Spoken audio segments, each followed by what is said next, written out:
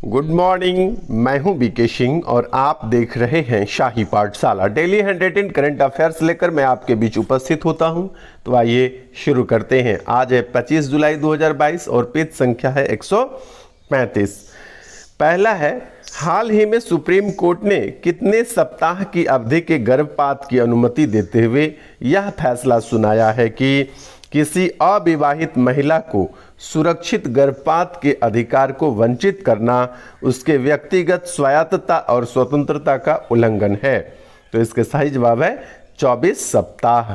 यानी कि 24 सप्ताह की अवधि के गर्भपात की अनुमति देते हुए सुप्रीम कोर्ट ने यह फैसला सुनाया है कि किसी अविवाहित महिला को सुरक्षित गर्भपात के अधिकार को वंचित करना उसके व्यक्तिगत स्वायत्तता और स्वतंत्रता का उल्लंघन है।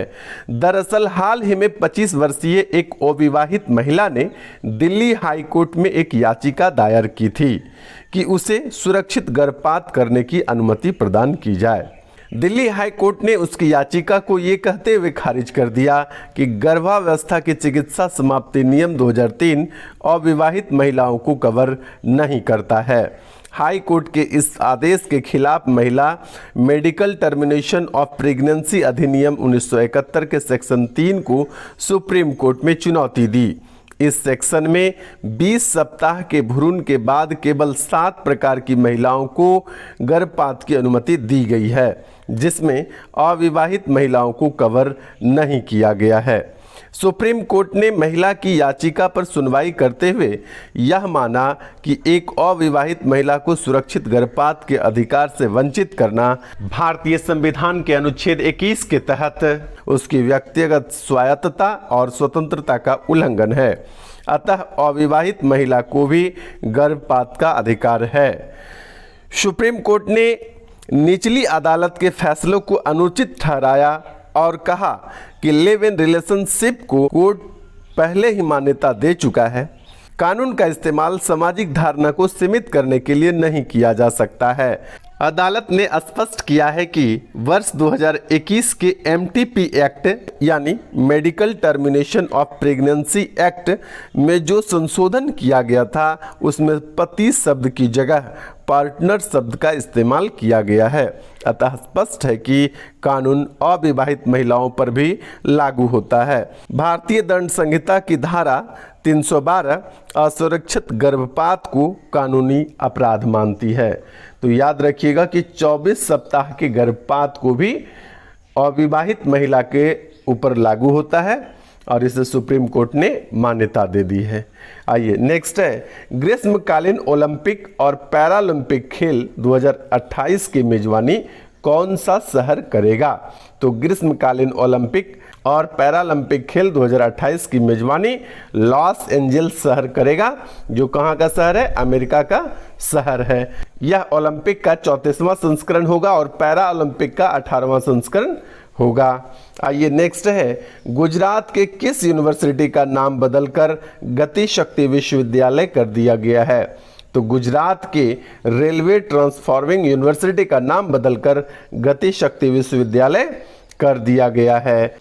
नेक्स्ट है, beyond the mystery well temple tales of Uttarakhand पुस्तक के लेखक कौन है? इस पुस्तक के लेखक है आराधना जौहरी।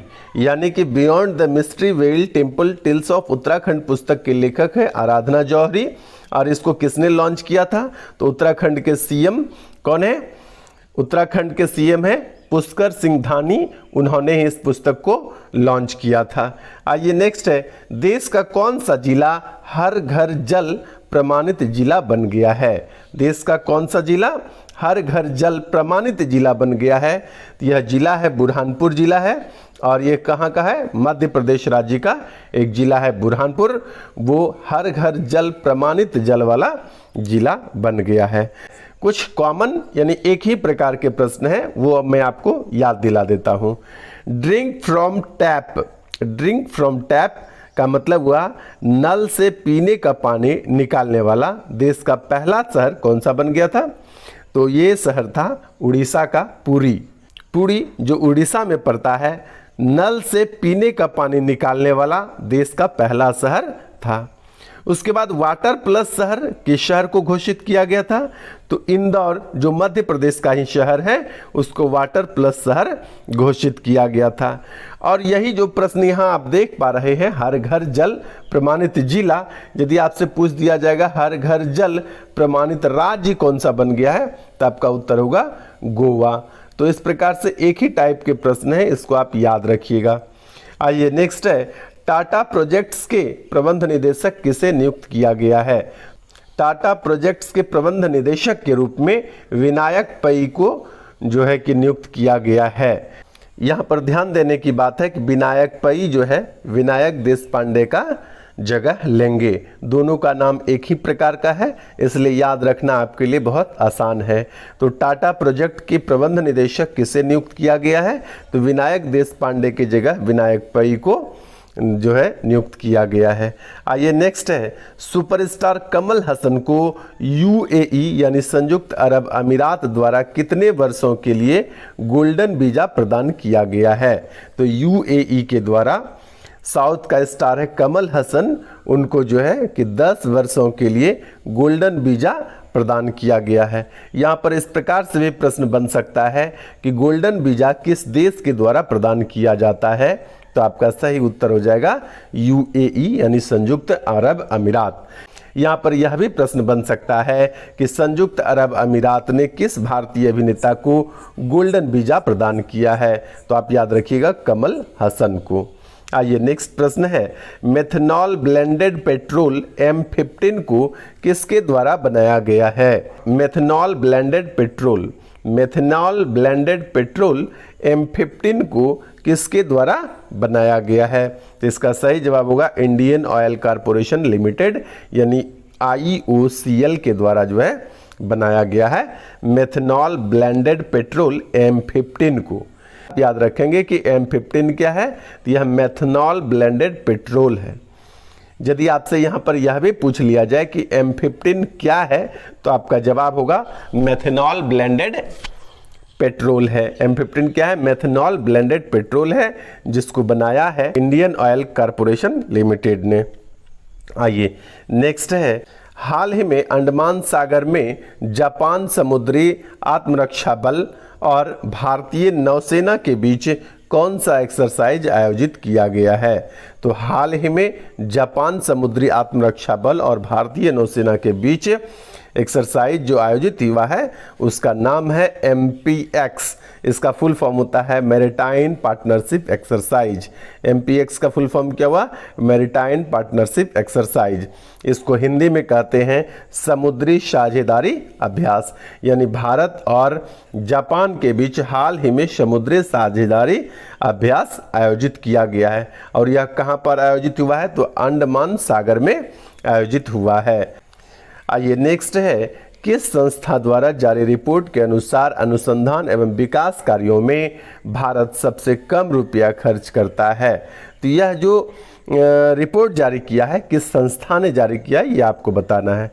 तो ये संस्था है नीति आयोग, भारत के नीति आयोग और इंस्टीट्यूट फॉर कॉम्पिटिटिवनेस के द्वारा जो है कि यह जारी किया गया है। क्या जारी किया गया है कि अनुसंधान और विकास कार्यों में जो भारत है यह बहुत कम राशि खर्च करता है। तो कितना खर्च करता है? तो 0.7% मात्र जो है इस क्षेत्र में भारत खर्च करता है, जबकि यह 2006-07 में 0.8% था।